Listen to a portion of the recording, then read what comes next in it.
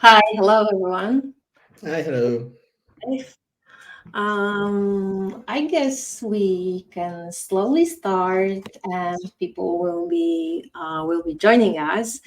So my name is Alexandra Kubiska. I'm in Prowly, and before joining Prowly, I was working in PR, pitching journalists and creating media relations for more than 10 years. And I must admit that emails and pitching were quite stressful, and I had many questions regarding technical issues. And I'm happy that I can help to address this topic today with our expert from technical support, Michał. Hello, Michał. Hey guys, pleasure to meet you. Thanks for having me, Ola. Michał is working with the technology behind emails and inboxes. He knows all the secrets of Google, and he will share it with us today. Just to show you um, our idea for this workshop, for this meeting, we want to address three topics here. We want to start with deliverability, then guide you through engagement rates, and finish with some tips on personalization of your emails. So let's start with the first topic. Just to explain the basics, what is deliverability, Michał? Basically, it's an ability for an email message to arrive in recipient's main email inbox. It's a technical term that's actually affected by a ton of factors. All right. So mention for our Prowly users, you can track it each step of your campaign in the email analytics section. And speaking about delivering emails, as you said, there are many factors that can impact this. And I guess that the first thing is my domain, right? And we cannot speak about domains without mentioning Google. Yes, exactly. The recent changes introduced by Google overturned the industry, and right now it's required to authenticate your domain. But it's actually a good thing for us because it allows email providers to easily separate legitimate senders from spammers, which in turn increases your chance for exposure to the journalist because it reduces the noise they have to go through. So domain authentication sounds like some difficult technical process. Am I right? Yes, yes, exactly. If you started with Prowly, it might seem a bit overwhelming, especially when you arrive at the screen you see right now with all the technical Mhm. instructions. But let me put your mind at ease. It's actually pretty straightforward copy-paste procedure that we're prepared to help you with through guides, email, chat, or you can schedule a call with one of our technicians and they will guide you through it. And So no it's worries, important. you're not Yeah. alone with all this. But I guess it's a crucial. It's the first step we should do. So what is the next step? How to be a good sender?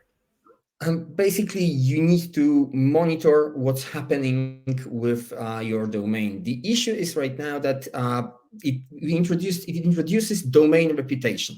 So it measures how your contacts engage with your messages over time as a process instead of on a message to message basis.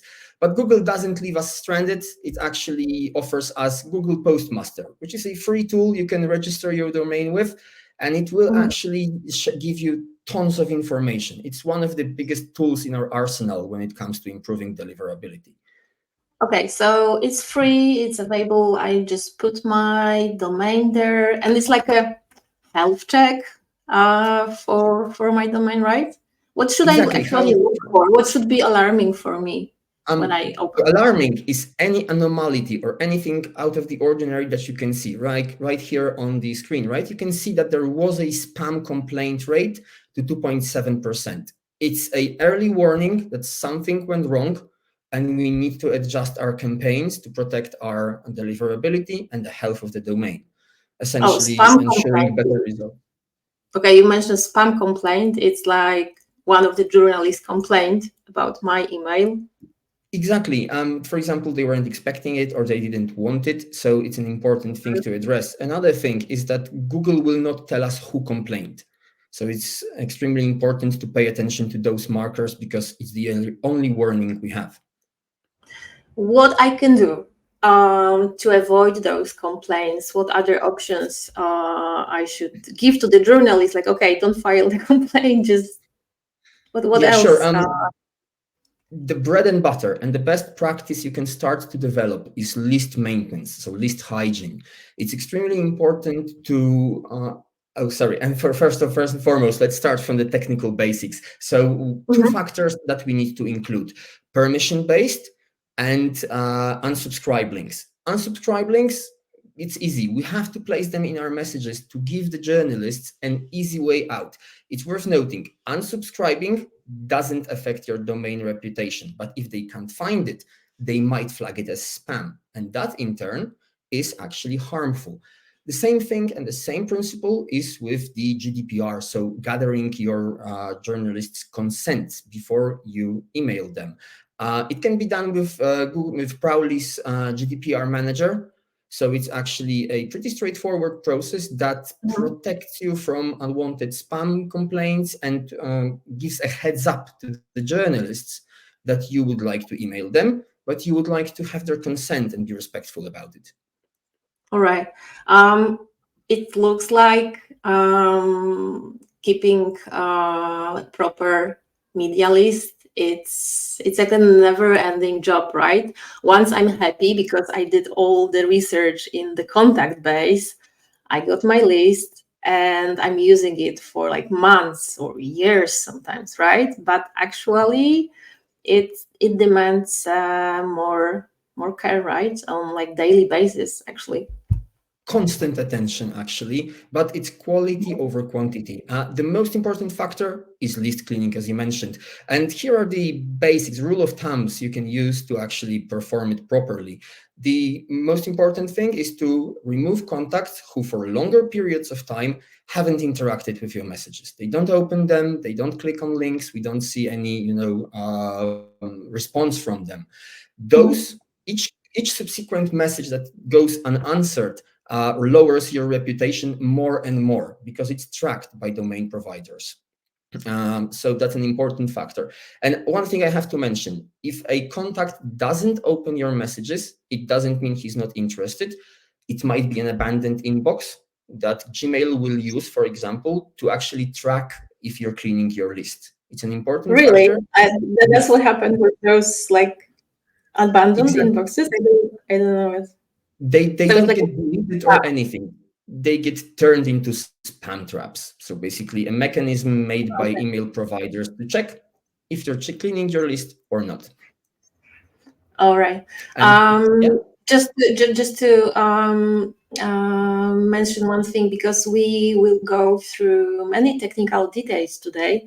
So please, if you have any questions, if you would like to have some like something repeated, some technical terms, please write it on the chat, and we will address it in the end of our workshop. In the meantime, I will just ask Michał to clarify some technical terms. Like, for example, you mentioned bounces and hard bounces, right? That is also something that should, those contacts also should be out of my perfect clean yes, list. Where exactly. to And find those bounces, by the way? you can We actually find them directly in Prowly in the delivery statistics. And we have two types of bounces. One is a soft and one is a hard bounce. The soft bounce, I wouldn't really worry about it. It's a temporary issue. For example, the domain, the inbox was full, or maybe it got turned off for a moment. It means that we can retry and still succeed. With hard bounces, I strongly suggest to either keep them under tight monitoring or delete them straight away because it's usually a permanent error. And mailing this domain for this address onwards will have effect on the reputation. So hard bounces, are things we have to avoid at all cost. So keep your list clean, get rid of those ghosts in your list. If they don't reply, they don't open your emails, just get rid of them. Also, please monitor bounces. You know where to do it in email analytics section, right? So, what else I should do to when I'm thinking about tips for avoiding landing in spam?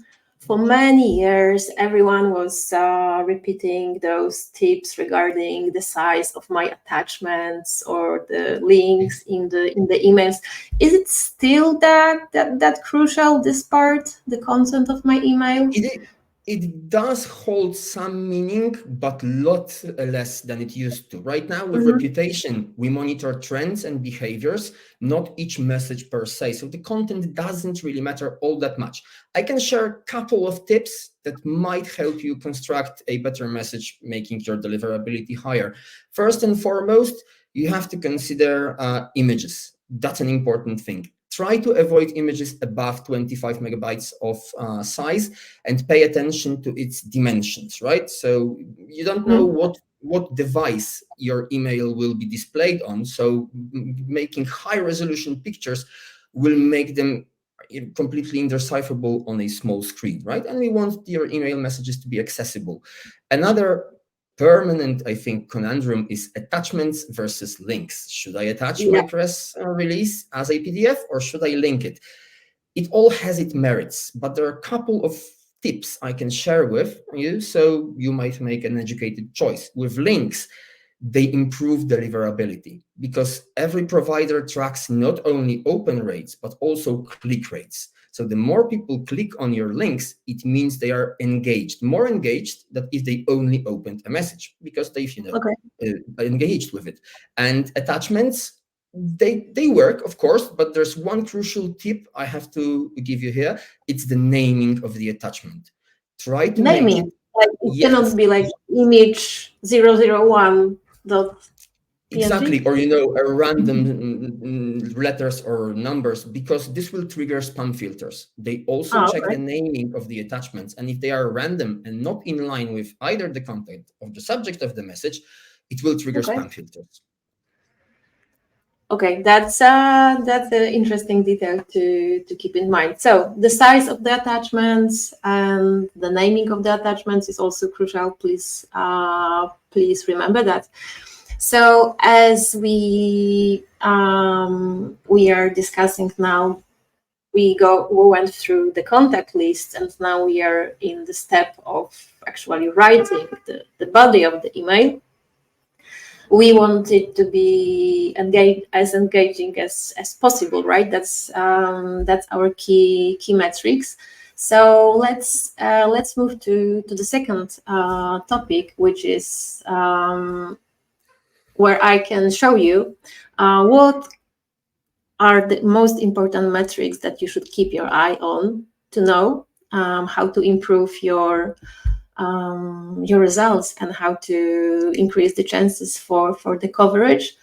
And spoiler alert, not only the open rates, because they are, of course, they're important, and those are the metrics that we check in the first place. And while speaking about open rates in Prowly, I just want to highlight one thing. We recently added so-called adjusted open rates. And Michał, could you tell us what we are actually adjusting here? Yeah, yeah, sure. This is actually an extremely important feature when it comes to analyzing, the efficiency of your campaigns, because some email providers or inboxes, to protect their users from, being tracked, will immediately open and click all links the moment the message gets to it. Same with spam filters. Some of them will not. Some of them will just rummage through your message without any doubts, and this will, affect your statistics by adjusting them. Our system strips the statistics from all non-human actions. So bots, automats, anything that doesn't look like a human behavior. So if somebody opened a message and clicked 6 links in a second, the moment it arrived, we can clearly exclude that from the statistics because it's not a person. All right. So yeah, definitely it's worth clicking and turning to adjusted open rate, so you can be sure that you see the numbers about like the journal is actually opened. So you check the open rate, and now let's go into the email analytics section, where you can find a super interesting list of all the journalists who are really engaging with your emails. So you know who are those most responsive one, those who open your emails, and you can track like in the recent campaign or like the few months altogether. But this is definitely something that will help you while you are building your next media list for your next campaign, so you can focus on those who are really like responsive and reactive.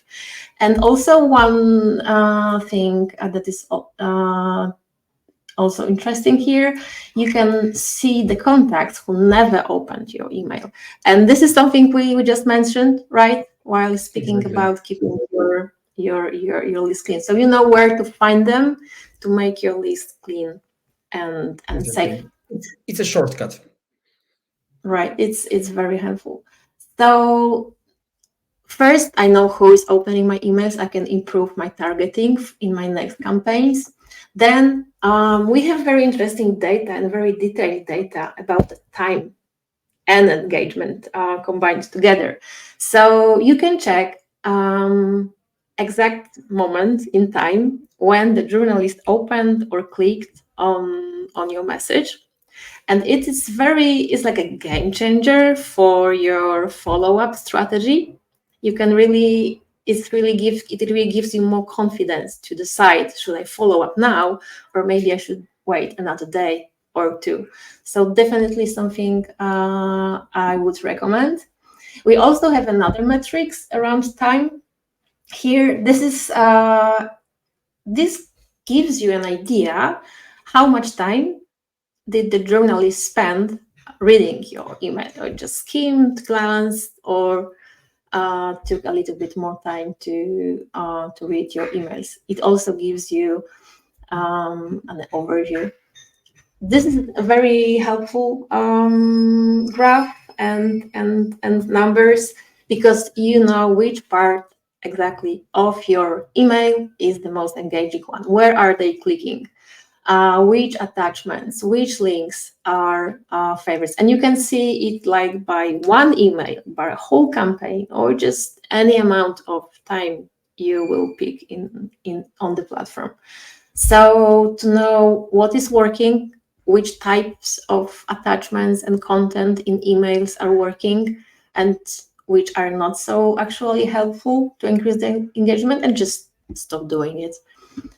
And so this is some. There's also one thing that all most engaging emails have in common: they are personalized, right? And personalized emails are something that I know that PR people prefer to write from their private inboxes and use platforms on some bigger send out for some press releases and so on. But they keep the private inboxes for those personalized emails.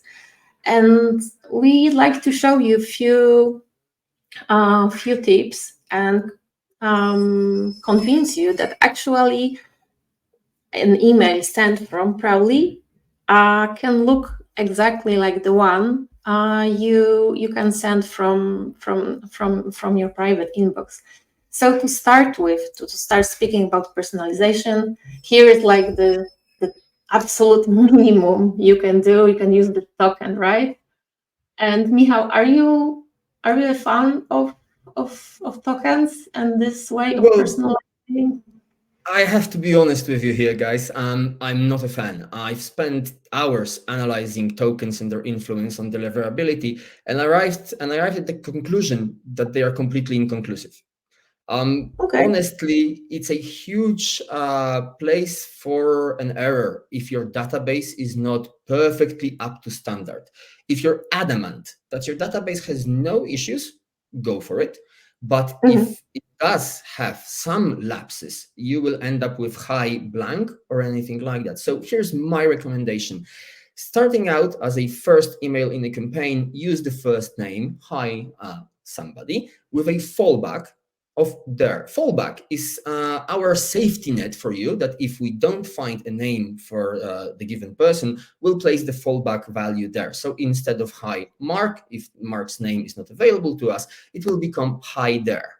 And I'm for it, because looking at it from journalist perspective, if your content is engaging and they were warned by GDPR manager that you will be contacting them, hi there or hi Mark won't really influence their interest that much, as they will skim over it and dive into the content of your message. And this is what Exactly. matters.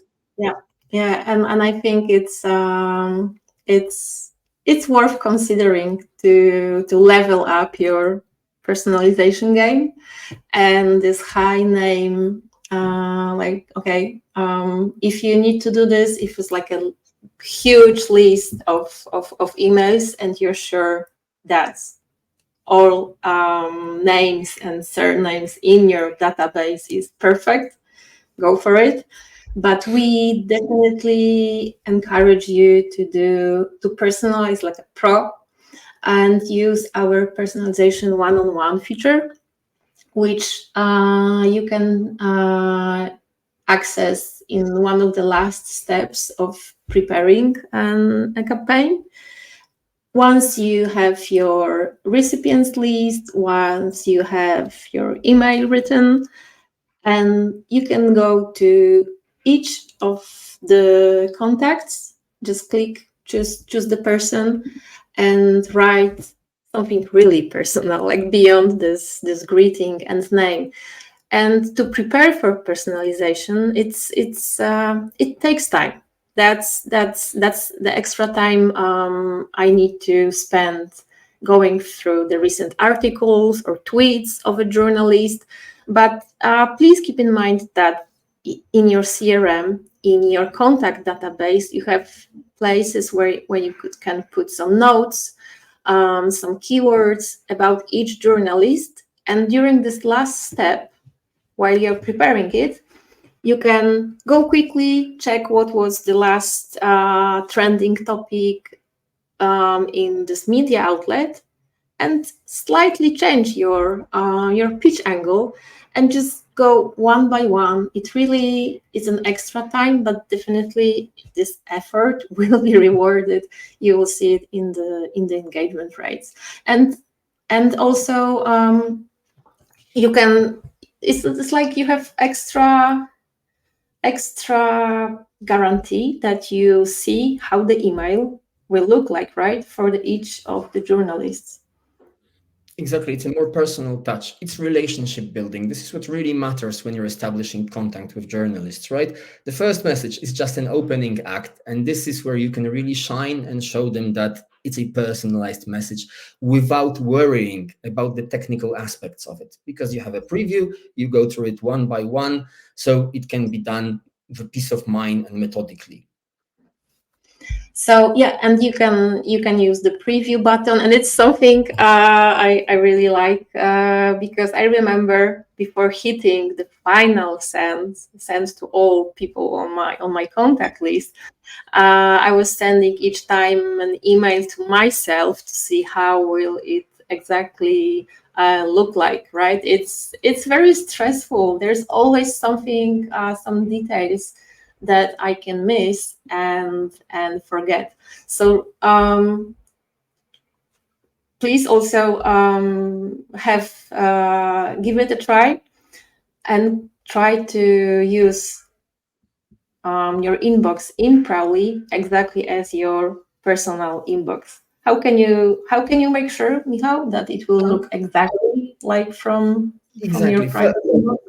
First and foremost, allow me to put your mind at ease. With domain authentication, it's much harder for journalists to recognize at the first glance that it was sent using some sort of software like Prowly or any other email provider. And the other thing is that we prepared for the extra inquisitive journalists. And in the domain authentication procedure, at the very bottom of it, you find 2 additional records. By implementing those, you can completely mask Prowly as a participant in that discussion, right? So however deep they dig, they'll mostly find it's only you coming from your domain, which personalizes the message and makes it a direct communication.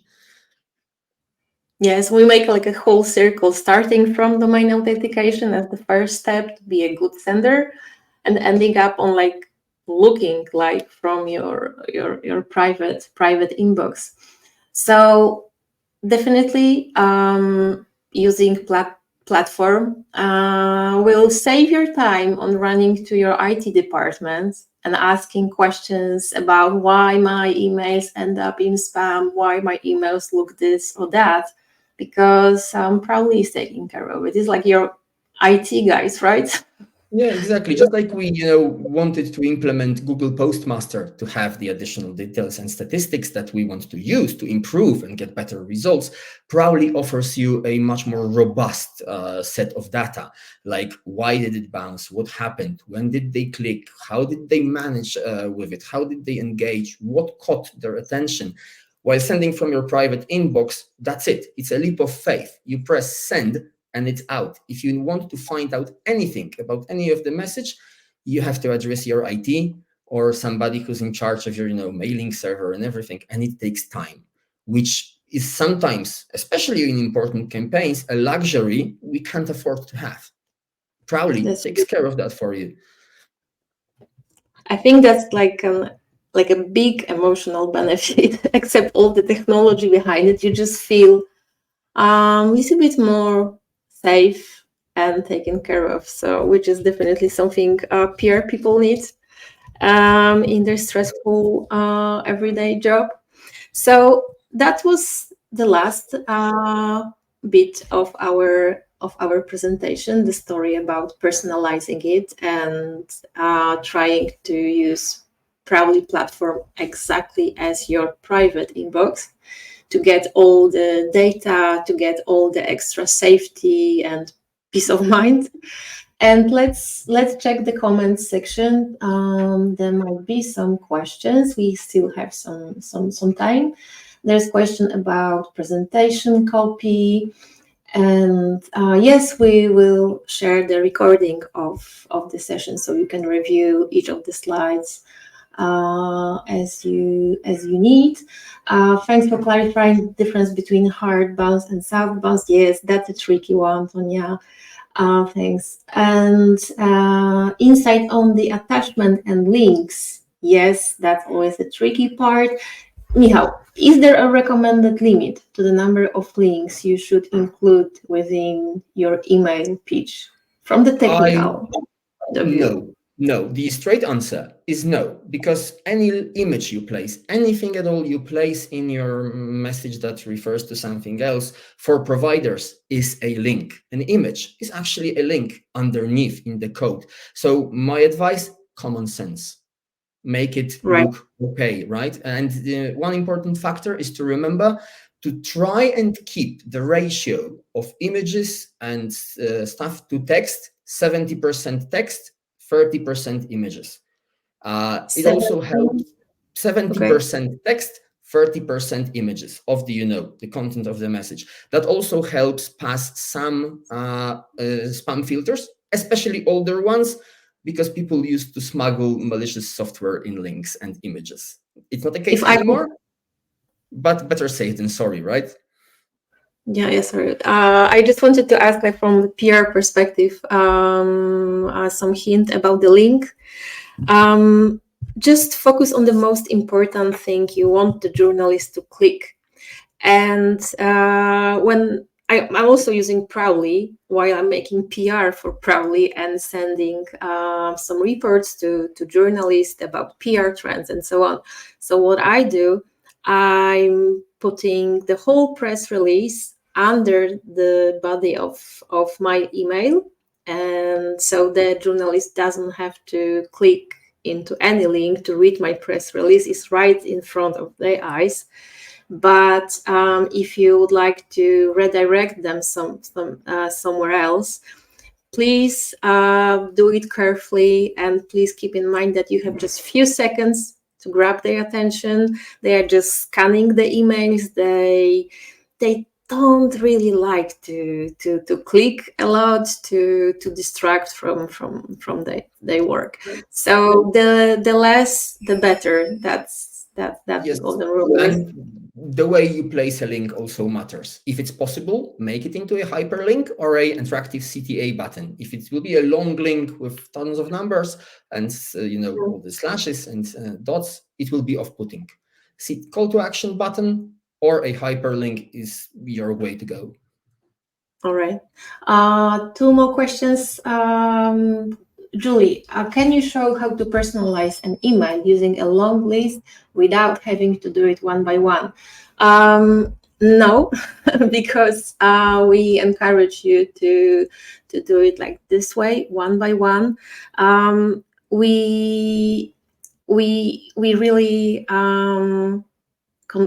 trying to convince you to Maybe prepare let me from for a the technical person. point of view. Yeah, just before. Basically, yeah, go Okay, on, I sorry. just wanted to add because I can imagine that it's like time consuming to go through the whole list, but you can use your CRM and prepare some notes or keywords for personalization before sending your email and working on the final version.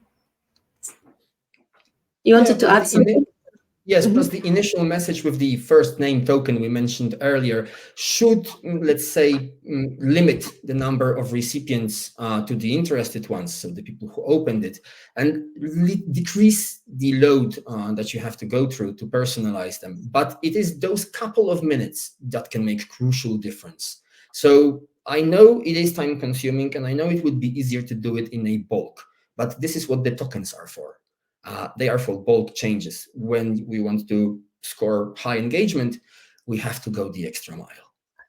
Wait, because we have some explanation from Julie. I meant how to apply a token to a long list. Could you quickly Oh, describe the token part? yeah, sure. Basically, you only make the content of the email, you place the token inside, and it will work for every contact on a list. So it's automatic. You place it once in a message, and it will apply to the whole list of the recipients for that message. Oh, So exactly, if you that's create a message like that and attach 500 people, if for each of those person, it will first fill in the first name with their first name. So that's for mass personalization. we have last one question. It's about contact lists. And what's the best approach to media database to reaching out to media contacts if my niche is too narrow?